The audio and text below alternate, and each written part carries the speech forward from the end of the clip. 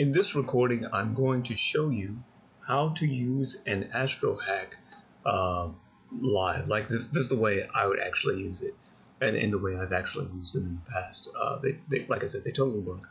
So in the previous two recordings, we made this chart, we filtered everything, and we came up with some answers to stuff. It's kind of cool, right? Let me switch over to my actual chart, and this is the one that I use all the time.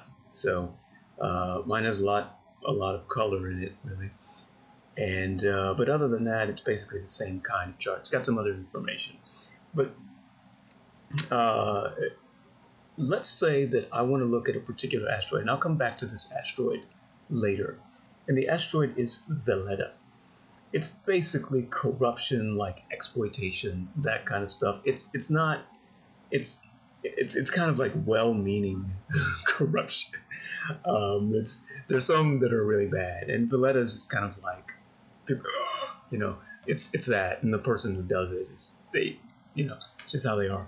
So here's Valletta, and here is the cluster that it's in for me. And this is again why you want that table, because if you're only looking at degrees, you don't know how to group these. So we have picked the duodecanates, we know the Grand Cross, we know the actual full duodecanate somewhere around here. I don't think I'm showing it. But the bottom line is that here is the group that is associated with my Cancer, 11. So if I wanted to use this as an astrohack, let's say Valletta, as it often does, is one of those asteroids that gets you in trouble. It can definitely get you in trouble. And let's say that you want to get out of trouble. You're like, why does everybody think I'm such a dirty person? So Valletta is where you look if you've got that problem. So I'm in duodecanate. Well, I'm in Grand Cross number 35. So what I'll do is filter in only the 35s. And this is how you actually diagnose these things. So if you feel like this or a particular cluster is a problem for you, and if I were actually going through this for myself, I would say, why do turn off this air back here? Why does this always become a problem for me? Well, so it's done with respect to the opposition. So if I look at the opposition and I say, okay, well, what is opposite Cancer? It's Capricorn. So let me look down at my Capricorns right here. And these are my Capricorn 11s. So apparently, if people think that I would be using my Valletta, it tends to be this kind of mentality. Well, my actions deserve the best. I'm gaining influence. Skeptical folks. Abnova. So there you go.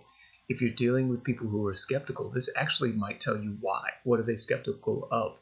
If you find Abnova in your chart, skepticism tends to be with respect to something in the opposition. So what I would do is say, okay, well, what if I don't want to have these kind of people? This is my context, right?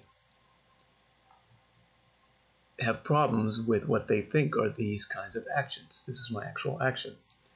If I want to have this not be a thing, then I probably want to take off this hat and put on one of the squares to it, which would be the Libra 11s right here.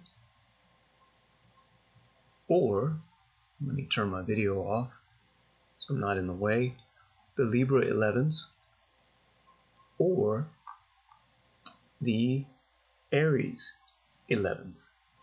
Interestingly, the Aries 11s are what I use to, well, it's like premonition, and it's a whole other thing. But if I'm using premonition, apparently, it's square these guys.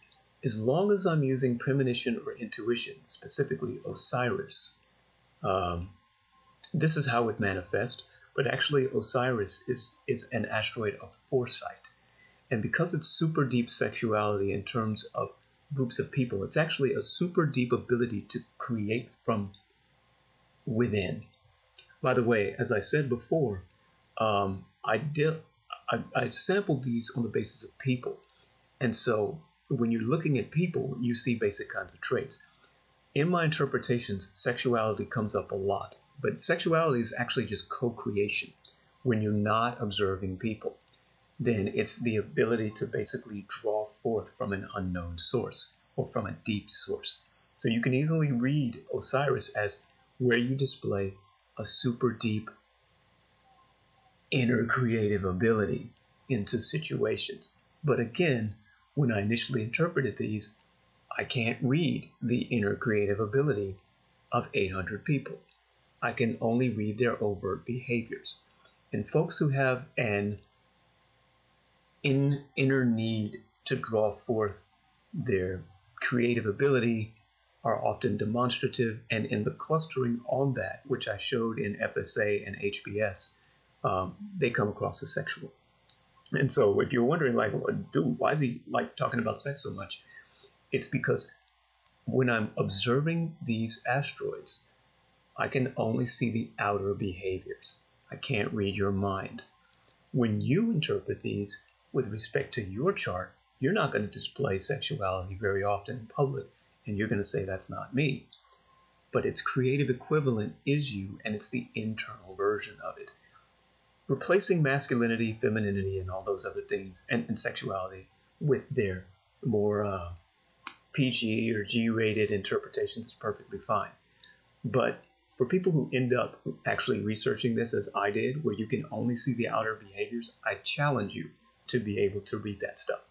So this is how they are. Now, I'll show you in another recording how this stuff gets modified, because it actually does change. But for the most part, what you'll see in here is that if I wanted to put on a different kind of hat, and I were having a problem with this as the kind of overt behavior, then I would want to do the squares to it. The squares to Cancer are Aries and Libra.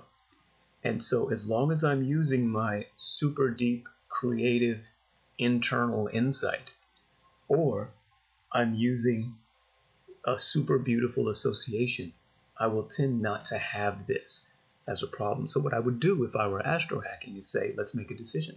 Do I want to be associated with the super beautiful? You may say yes, but watch out, because it's not just this that you're looking at, it's this whole family, right? So your thoughts about the super beautiful will come with some other stuff as well.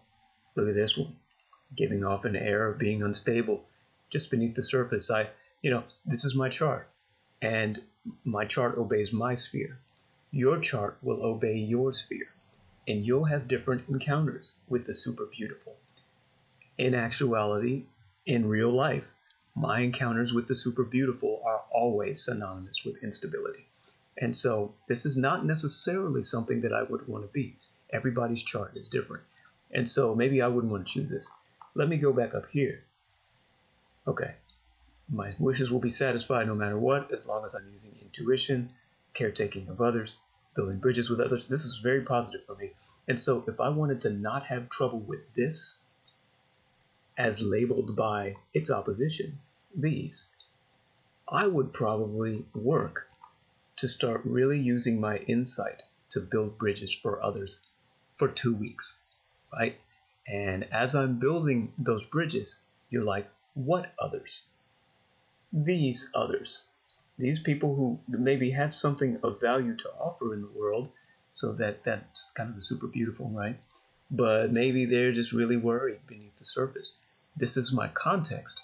And so I'm not going to say seek these people out, because chances are I know these people. And that's what I wanted to show you in this video.